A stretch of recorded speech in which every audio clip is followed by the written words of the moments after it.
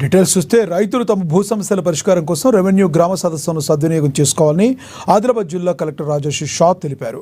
మంగళవారం నేరుగొండ మండలం అరిపల్లి ఇచ్చోడ మండలం ఆడేగాంలో జరిగిన భూభారతి రెవెన్యూ సదస్సులో అదనపు కలెక్టర్ శ్యామలాదేవితో కలిసి దరఖాస్తులను పరిశీలించారు.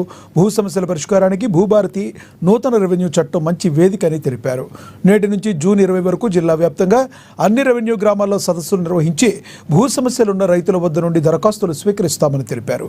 ఈసారి రెవెన్యూ సిబ్బందిని 2 బృందాలుగా నియమించి ఉదయం 9 నుంచి సాయంత్రం 4 గంటల వరకు రెవెన్యూ సదస్సులు నిర్వహిస్తున్నామని వివరించారు.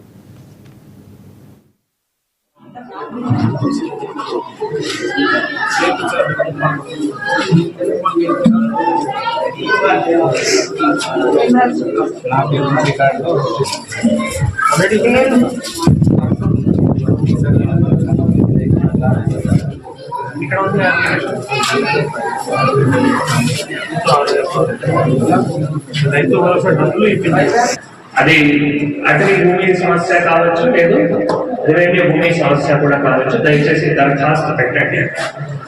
రెవెన్యూ భూమికి వస్తే మనం చాలా రకాలు సవరణ చేయడానికి ఆస్కారం ఉంది. లింగం కరెక్షన్ సవరణ కావచ్చు, కాస్ట్ సవరణ కావచ్చు, పేరు సవరణ కావచ్చు, ఆధార్ సవరణ కావచ్చు, లేదు విస్తరణ సవరణ కావచ్చు. ఇవన్నీ కూడా సవరణ చేయడానికి భూభారతి పోర్టల్లో ఆప్షన్ ఉంది. రెండోది రెవెన్యూ పట్టా లేదు అనుకోండి, రెవెన్యూ పట్టా మీ దగ్గర లేవు అనుకోండి. రెవెన్యూ పట్టా లేదు, ఖాతా పట్టా ఉన్నాయి.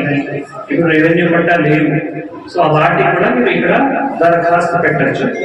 వాటికి మనం ఏమంటామంటే డిజిటల్ సైన్ పెండింగ్, డిజిటల్ సంతకం కాలేదు నియమాలు. సో అట్లా పాత పట్టా ఉన్నాయి, లేదు పాత పట్టాలో ఒక సర్వే నంబర్ ఒక ఎక్స్టెంట్ ఉంది. ఇప్పుడు కొత్త పట్టాలో ఆ సర్వే నంబర్ ఎక్స్టెంట్ కనిపించట్లేదు, మిస్సింగ్ ఉన్నాయి. అవి కూడా మీరు దరఖాస్తు ఇక్కడ పెట్టడానికి ఆస్కారం ఉంటుంది. తర్వాత సాధారణ కేసెస్ ఒకవేళ ఏమైనా ఉంటే, సాధారణ కేసెస్ కూడా ఒకవేళ ఏమైనా ఉంటే గతంలో అప్లై చేశారు, 2020 అక్టోబర్ 2020 టైంలో అప్లై చేశారు.